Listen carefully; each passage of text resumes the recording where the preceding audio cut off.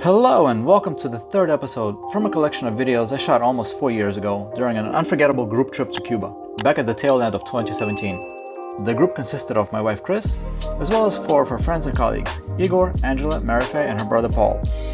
Besides experiencing at least just the taste of the unique lifestyle and culture here in Cuba, we also came here to party.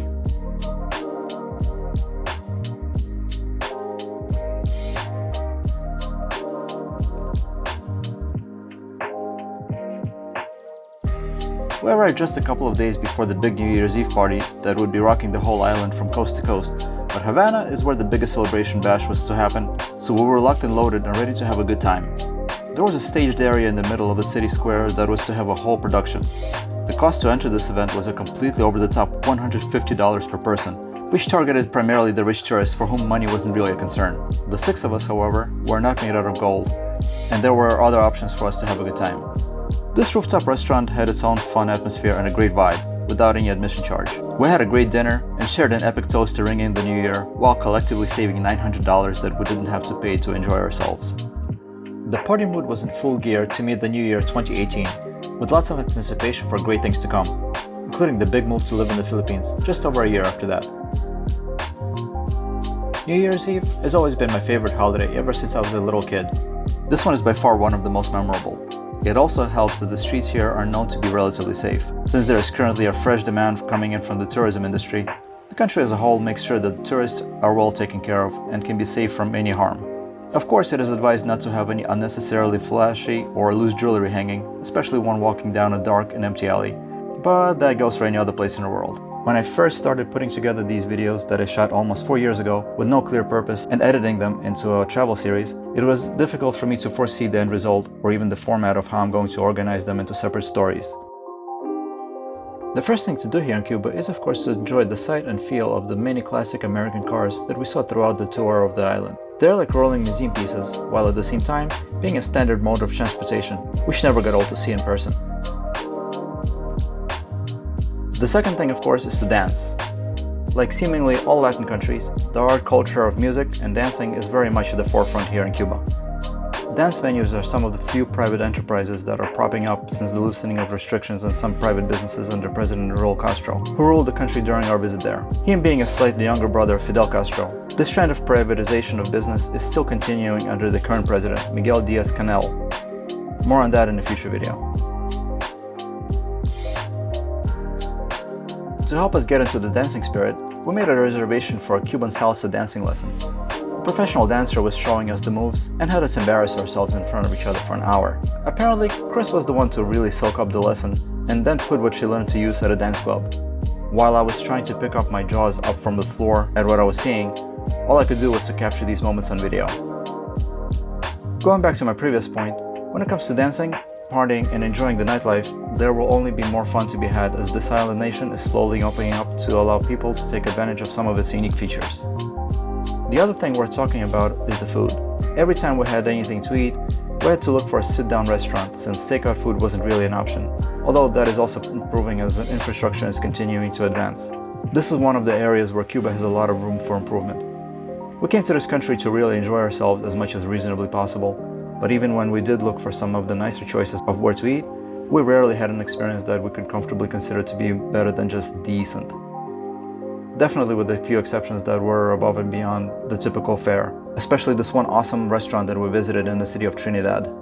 One thing that really stood out was the pizza. I don't know what it is that made us gravitate towards ordering pizza as many as 3 times on different occasions. It might have had something to do with all the beer that we collectively consumed during our travels.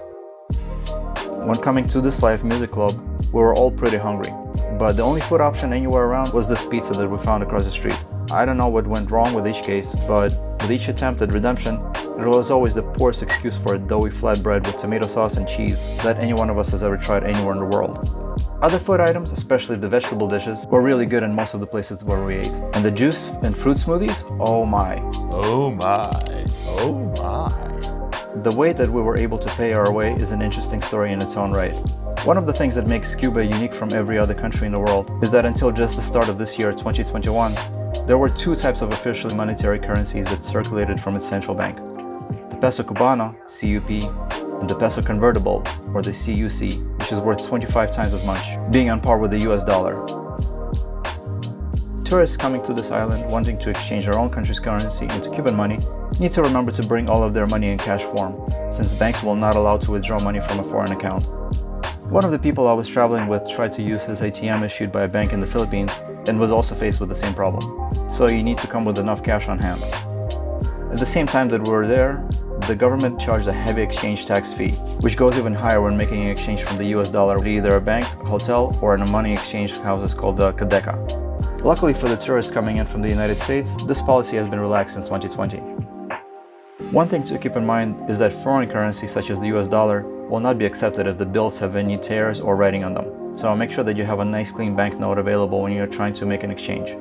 The biggest problem for the locals is that most places either accept one currency or the other, but not both. People who get paid by the government receive their salaries in the form of the peso cubano, which is worth about 25 times less than the CUC, the peso convertible. They could use this money to pay their bills and typically purchase groceries, but not much else. This turns into a system where, for example, a bartender working in a hotel can earn tips in CUC, being valued many times more than what a doctor could be earning working in a hospital to earn the comparatively almost worthless CUP, the peso cubano. The Cuban government has promised as far back as 2013 that they plan to move to a single currency, but that has only taken effect on January 1st, 2021. Residents had only 6 months until the end of June to exchange all of their remaining CUC banknotes before they became worthless paper, and at which point the Cuban peso was the only accepted currency here, at least in state-run institutions. Only after the end of the reign of Fidel Castro were private businesses allowed to operate in Cuba. Until then, almost every business at every level was controlled by the central government. When it comes to private businesses, they are sometimes able to thrive because they will be all too happy to accept the US dollar, which is considered the most sought-after kind of currency here, and that's not likely to change anytime soon. As time goes on, and everyone will inevitably get accustomed to the new single currency monetary policy, the crazy divide of a bartender getting paid as much in a day or two as a doctor at a hospital working for a month will hopefully get normalized to the point where at least more people will start to earn a decent living wage. Of course, as with all things, only time will tell. This is still a learning experience for me to create interesting vlogs out of these random clips, and I thank you for sticking around with me for this video to the end. Going forward, I still want to talk about our visit to Cuba's National Historic Museum and to show the catacombs that were dug out for the defense of the city of Havana, while putting things into historic context which has shaped Cuba into the country that it is today. I'll also show the home of the legendary author Ernest Hemingway, who lived out his final years in a quiet neighborhood in Havana. Quick comparison of the various places we stayed in as a group while traveling to some of the different cities around this beautiful tropical island in the Caribbean, with more fun to be had there.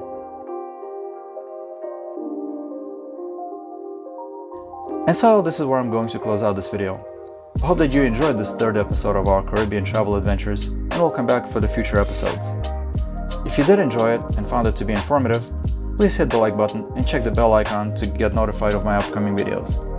Always take care of yourselves and each other, and of course, keep looking out for more videos coming at you from the Time-Lapse Traveler.